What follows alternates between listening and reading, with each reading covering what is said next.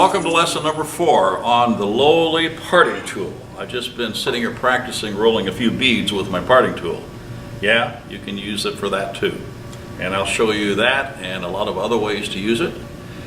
Review some of the tools that are on the market and some we've made. And then talk to you a little bit about how it works most effectively and sharpening, which is really simple in this tool. So let's go back and take a look at some of the tools, some of the range of parting tools that are there and why they all exist. Step back to the table. Okay, we're back where the parting tools are, and I want to show you 3 or 4 different sets of tools. So let's talk about those that we use most frequently in the classroom, starting off with the standard diamond parting tool. We call it a diamond because the center of the tool on both sides is the widest portion. The thought is, as you make the cut, that keeps this edge and this edge relieved away from the depth of the cut, and it doesn't bind as much. I don't trust that, so we always tell our students to make one cut, come over half a tool width, make a second cut, so that you increase the width of that groove. So that's the diamond parting tool, most common one. This tool we have a lot of in the classroom. It's about the same thickness in terms of the width of the cut it makes. It has a very short bevel, and most of the mass is up here on the top, which gives it a lot of stiffness. This is one I made for the classroom. Here's the same tool, but a little thinner. And this one's a little nicer tool because being thin, it makes a fairly elegant cut, and it cuts through thicker wood more easily because there's less mass to cut. But remember, these tools do not have that diamond component, so as a result you have to make a cut, pull the tool out, come over half a tool width, make a second cut to create that width of a groove. So these are most common ones we tend to use. Let me show you the next set. Here's the next set. These are thinner parting tools. Here's a commercial one. It's a stiff stock, narrows down on the blade, and again has a sharp bevel. These are really nice for making cuts onto spindles. Another variation of this handle is fairly long, but this is a fluted parting tool. You probably can't see it, but along the top of this bevel here is a groove, U-shaped like my hand. So you never try to sharpen this on the top, only on the bottom, because you would grind away that U-shaped groove. That groove tends to dig out the fibers, cut cleanly on the side, and then dig it out from the center. So it's a different kind of a tool. It works fairly well, but it's thin, and that overlapping cut is really, really important as they get thinner. We have a lot of these around the classroom. You might actually even recognize what it came from. This is an industrial hacksaw blade, which I ground the teeth off of, and ground that same bevel angle on here. Again, it's small, it's very narrow, it's less than 1/16 of an inch in thickness. And I did do one other thing. I came along here and polished off the powder coating, because that also is something that would tend to cause the tool to bind. So this cuts very, very nicely. Because it's thick this direction, it has a lot of stiffness for the thinness of the cut. Third grouping. Here's the next set. And these tools are narrower and smaller. And these are for people who do things like Christmas ornaments, finials, small boxes, and need to make really nice small cuts. It's a commercial one. Again, thin, no flute, short handle for close-in work. Here's a similar one, but I reground this one. I actually took the shaft and ground a little bit off of both sides, purpose of which to make the tip really, really thin for making small cuts. So I have a handle here that's right length, I have a shaft that's thick enough, but then the working area itself is very, very thin. So we've made some for, let's say, cutting a center out of a ring this small. If I used a tool like this, it doesn't work very good because this mass up here interferes with the diameter. So what I did is to regrind them, make them more like this, cut the top back a little bit. So the height of the tool can't be greater than the inscribed circle, I guess that's the way to say it, that it has to fit into. 15 years ago, I made this hacksaw blade into a tool for precisely that reason. Very thin, fits into very, very small circles, but it's dangerous from the standpoint it doesn't have a lot of mass this way. So sticking this over a 2S more than about a half an inch is dangerous. Last set coming up. Okay, last grouping of tools. These are tools that are even wider. And as you can see here, the width of this is maybe twice what some of the other ones I've just showed you are.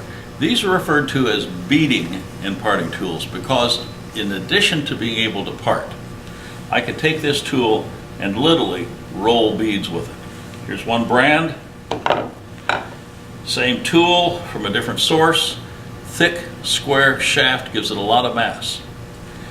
Imagine this tool not having the back bevel, it's only one-sided. We have a tool like that, and it's called a badan. It's used this direction with the bevel down. It's great for working with boxes where we need to go into a small diameter, clean up a corner. We can roll beads with this. There are some famous turners who use this tool almost exclusively for doing very fine detailed work, a badan. Now, my most popular tool at home is this one, which is kind of a hybrid in between the two. It's got a thick shaft. It's fairly wide, so I can part with this. I use it for making tenons, but I also can roll beads with this. So it's one I tend to use a lot. I bought the tool, made the handle for it because this is one that came unhandled. So let's go over to the whiteboard and talk a little bit about how to cut with a parting tool. We're at the whiteboard here because I want to show you how to make cuts with a parting tool. Believe it or not, this is a bevel rubbing tool. And we're going to rub the bevel against the wood and follow the grain into the center. It is not a tool that's pressed straight in, tearing fibers out. You'll make not the best cuts that way, and when you're parting something off, you sometimes get results that are less than what you want. Let me show you what I mean. Here's a spindle. We're going to part this off. So I bring the tool up, rub the bevel, and as the piece gets smaller, I follow that in. So look at my motion. I have to keep that bevel rubbing, but as it comes closer to the center, I have to move in, and I have to move down because the center is closer to the axis than it was up here. So this is the motion that your tool's generally going to follow while making that cut. It's important to start thinking about that. Now, the other thing about cutting with a parting tool is the fact that out here, our speed of cut is going to be much different than in here. Let me show you the math for that over here. Let's set our lathe at 1,000 RPM. Now we'll put a piece of wood on that's 10 inches in diameter. So if it's 10 inches diameter, turning at 1,000 RPM, I calculated out that it's 2,700 feet per minute as wood coming past the cutting edge. 2,700 feet per minute cutting speed. So I start parting down. When I get down to 5 inches, that speed has cut in half. So my lathe is going to cut that wood at a slower rate. Now I'm right down towards the center, down to 1 inch. I'm down to 272 feet per minute cutting speed. So what's that tell me? Out here, I'm going fairly fast. The closer I get to that center, the longer it's going to take to make that parting cut. So you have to slow down, be patient, wait. Or you can sit there and keep turning the speed up with your third hand, if you had one. Well, it doesn't work. So 2,700 feet per minute, 1,800 feet per minute. Down to 200 feet per minute, I'm going to stand there and wait for the fibers to come around and cut. Now the other thing you can also do is increase the RPM, so at the parting off point, your speed is not near that low. But consider that as we cut from the larger to the smaller diameter, the surface of the wood moving past the cutting edge keeps going down and down and down. Let's go over to the lathe. Here we are at the lathe. Now I want to demonstrate to you what I was talking about at the whiteboard, about the cutting angles and speeds. So I've grabbed our diamond parting tool, got the lathe at about 1,800 RPM. Let me make just a standard cut. Tools on the tool rest. The bevel is rubbing the wood. I raise the handle, start the cut.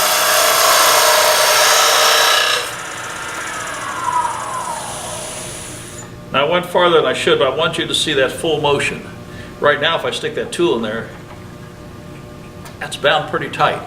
And that's the difficulty we have. We need to make those overlapping cuts. Let me go back to that cut again, taking a little bit off the left side, but I want you to watch the motions of my right hand at the same time. Half a tool over.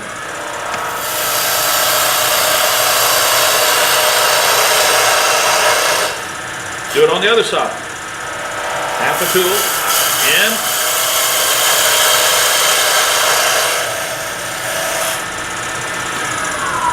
So as I approached the center, I was rubbing the bevel all the way down. The bevel up here was here. The bevel here was down farther. Maybe not seemed like a big motion, but it's a difference. So you follow that in. If I take that tool and push it straight in, I'm just going to tear fibers and I'm not going to get a clean cut at all. So the diamond parting tool, even though it is relieved a little bit, requires a widening cut. Different tool. A little bit, half a tool rest, further, back to the first cut, back to the second cut, and so I'm going to approach my cut, left, right, left, right. Even with my thinnest parting tool, the thing is the same. Half a tool, back to the first cut, and so on. So I can do it even with these thinnest of tools. It's because this edge is kept square and straight that I can make these cuts. So one of the things we can talk about this being a parting off tool, but it's also a tool used for laying out dimensions for projects. Generally, we need some way to transfer a dimension. We set the dimension on the calipers. We turn it down with the tool until the calipers just slide over. I generally hold the calipers in my left hand like this and allow them to rest against the back side of the wood until they just slide over easily. These tips have to be rounded off. When you buy them in the store, no matter how good a pair you have, these tips are fairly sharp. So you go to a grinder and radius them over so they don't grab and bind. This kind of caliper is also nice to use for measuring, taking the measuring, but they're not very good for this purpose because these points remain sharp. And that is going to bind. And as you can see, it fits in most of the cuts. So I have to pick a tool that's appropriate for the width of the caliper so that they'll clear. The diamond parting tool and this pair of calipers work together just fine. Now, if I'm going to hold this in one hand, I'm going to have to find a way to manipulate the parting tool with the other hand. If I hold it way back here, I don't have as much stability as if I put it along my forearm, bring my index finger up like this, and make the cuts like this, with the calipers trailing along the back edge.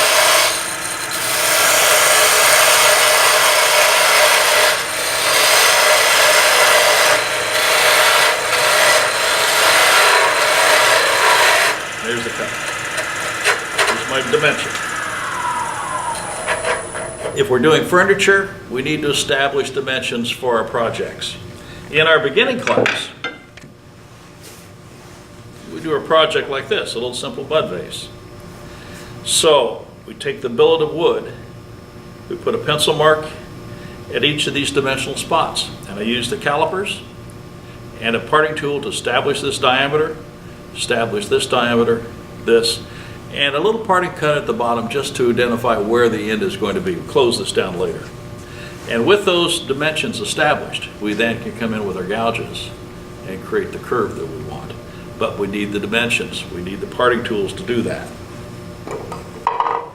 So we've been making some parting cuts, and these tools were in pretty good shape, but not in the greatest shape. So what we really need to do is to go to the grinder and sharpen them. Whether it's this tool, the thinner tool, or this tool, the technique I'm going to show you is going to be exactly the same for all three. So let's go to the grinder and take a look at our sharpening technique. Going to the grinder, sharpen these tools so that we can do the best possible cuts. I brought 3 over to the grinders for us to take a look at. Their standard diamond parting tool, my favorite fairly wide one, and there's one I made out of an industrial hacksaw blade. I'm going to treat all 3 of them exactly the same way. So we're going to go to this one wheel, it has a platform. We'll come right down into this area. I don't care what angle the platform's set at because it's just a place for me to rest my hand. I'm going to rest my hand here.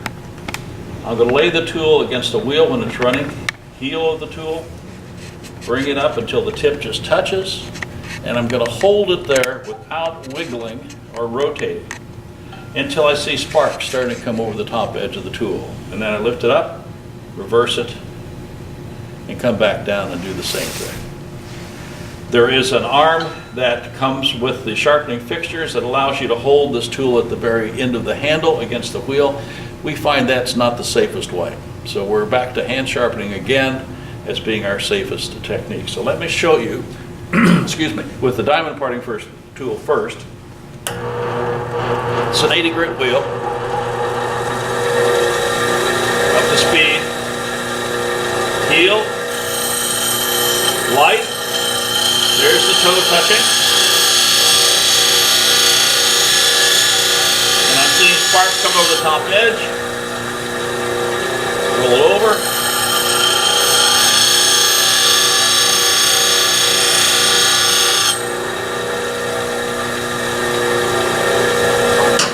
The wider tool has a shorter bevel, but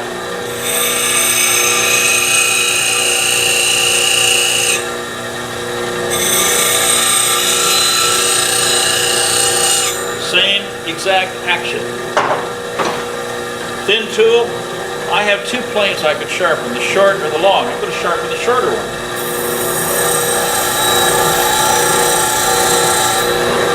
Now, if this grinds away enough metal and it begins to climb, the edge begins to climb too high up on the tool, I can always turn it over. I'll start sharpening the other bevel to start driving that edge back down again. All tools done in precisely the same way. Remember the fluted tool, we can't turn it over like that. We can only sharpen the back edge of the bevel. So back to the lathe. We're back from the grinder. I want to show you one more cut. And I talked about rolling beads with these tools. You can do it with most of the tools. I would think this very narrow one would be almost impossible, but it's worth a try if you like. I'm going to just take this tool, which has a standard width. I'm going to roll a bead right on this area right here. I'm going to start off the same way I always do, rub the bevel, but then I'm going to roll the tool to horizontal. Going to come back to the center. I'm going to roll the tool to horizontal the other direction. So here we go. Bevel rub. I'm just rolling the tool. There's half a bead.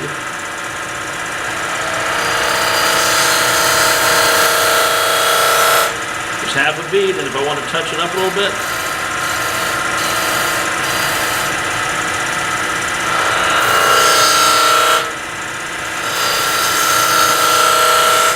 just that fast. And I think if you'll try rolling some small surface beads with your parting tool, you'll find that you don't get catches. You'll find that it's a really easy thing to do. It's limiting because it's left a little burr on either side because on the surface I need to take that burr off. I'll just touch it.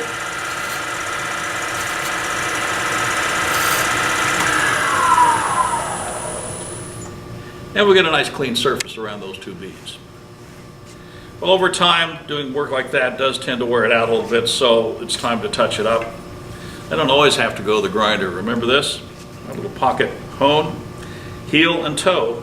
Heel, toe, be sure that it's flat, and a few quick strokes, both sides, and that brings back a lot of edge very quickly. Remember, this is going to make that tool round, and we don't want that. We also don't want to roll it up over the tip, so it's heel, toe, feel where that flat is. Once you find the flat, literally a few strokes. You probably can't see it, but I can look down here with the light here in the room and see a glint right off the edge of that tool on both sides. enough that I pulled that edge back up to its best hone at the moment. So that's the parting tool. Covered a lot of grounds here. Different sizes for different purposes, the ability to use it for dimensioning lumber, for parting off a piece, for rolling beads if you want to try that. A lot of different options we can do with our parting tools. Next lesson, we talked about the skew chisel, gave you some basic cuts with that, and now we're going to complete that with part 2 of the skew chisel. We're going to talk about beads, we're going to talk about end cuts, we're going to talk about peel cuts. So we're going to combine that planing cut we talked about and the V cut we talked about into other variations for the skew chisel, making it one of the most versatile tools in your kit. See you next lesson.